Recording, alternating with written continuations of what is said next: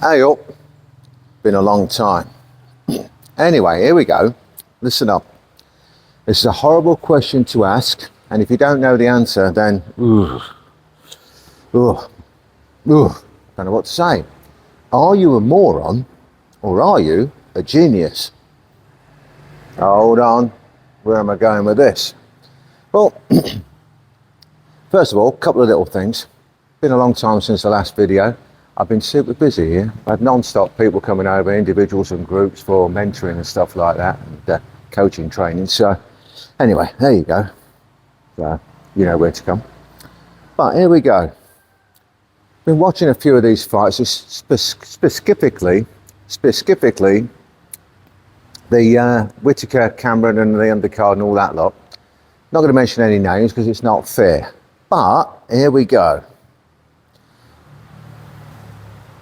If you look back at old school fighters, they used to move their head. Why? Well, imagine this is my head, and throughout the whole fight, it doesn't move. I'm just here like that. And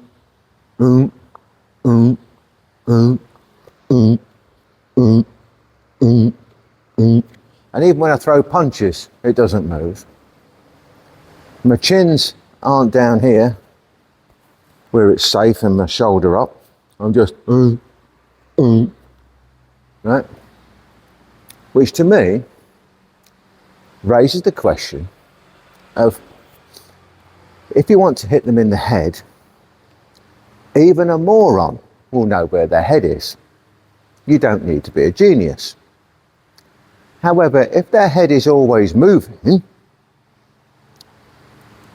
the genius might figure out how to hit them, but the moron's got to get lucky. And you can use that moron genius analogy, if you like, everywhere, can't you? Because if you never move your head, guess what? You're the moron. And if you don't know who the moron is when the question is being asked, it's probably you. So, how do I get around this moron problem, and how do I teach it, most importantly? Well, when you learn to drive, which if you're a moron, you might even be able to do, you're taught you put your hands on the wheel at 10 o'clock, 2 o'clock. So now you've got to use some imagination. If you're a genius, it's easy. If you're a moron, I'll help you. So you've got 10 o'clock and 2 o'clock in this plane, right? You've got, let me explain the planes for you, planes of movement. You've got up, down, left to right, front to back. And you can mix those up any way you want. So when I teach the 3 planes of movement and say mix them up, a moron will still only do all those 3 individually, but the genius will mix them up however they want. So just in, and I'll exaggerate it to make a point, just stand here. If my head's at 12 o'clock, as I'm looking at a clock in front of me, now, if you're a total moron, you won't even understand a normal clock. You'll be digital and you go, what the F is he on about? But again, if you don't know who the moron is, it's probably you. So, if your head's there and you move it to 10 o'clock, and then you move it to 12 o'clock, it's more difficult to hit than if it always stays at 12 o'clock, isn't it? That's side to side, left to right. Then you take the clock and move it to the other plane. I know, bear with me, it's difficult. And you go down and up and down and up and down and up. That's another plane of movement, isn't it? Up and down. It's more difficult to hit. If it stays there all the time, it's easy. If it moves and you never know where it's going to go, it's more difficult. Here's the last one for you. If my head stays here at 12, which is now front to back, it's easy to hit, isn't it?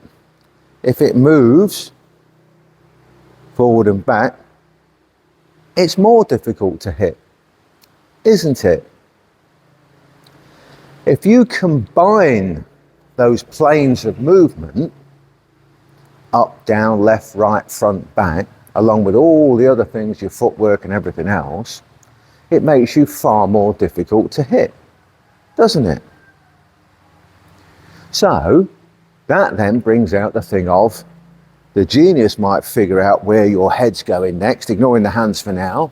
The genius might figure it out, but the moron's got to get lucky. If your head just stays there all the time, guess who the moron is?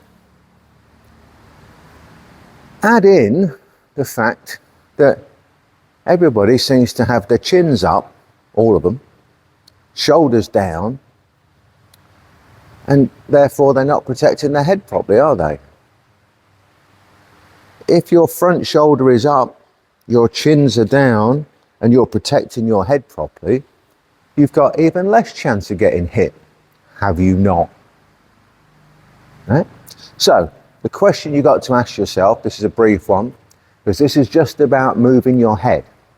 And you should drill it every single time you train. I don't care whether you're a boxer, kickboxer, Thai boxer, kung kamai, karate, take your do, whatever it is that you do, self-defense most important, move your head. Move your head.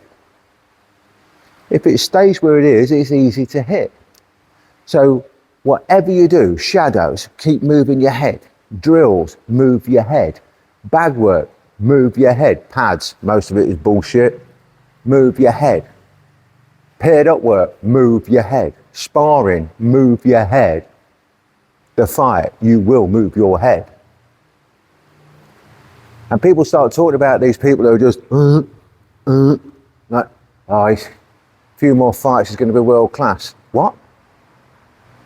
Now, it doesn't matter if both of you keep your head at 12 o'clock, does it? Because it makes for a good, entertaining fight because people are getting smashed up. But you want the other guy to be the moron, and you want to be the genius. You want to be the one whose head is constantly moving and difficult to hit. And you want the other guy to be the moron at 12 o'clock. Now, before you start, of course, there's times when you stay at 12 o'clock.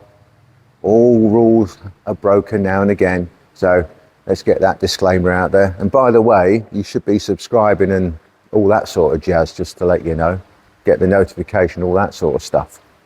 So, golden rule, move your head. Drill moving your head. Train moving your head. Spar moving your head. On the back, everything, move your head. Do not be the moron, be the genius. Got it? Catch you on the next one.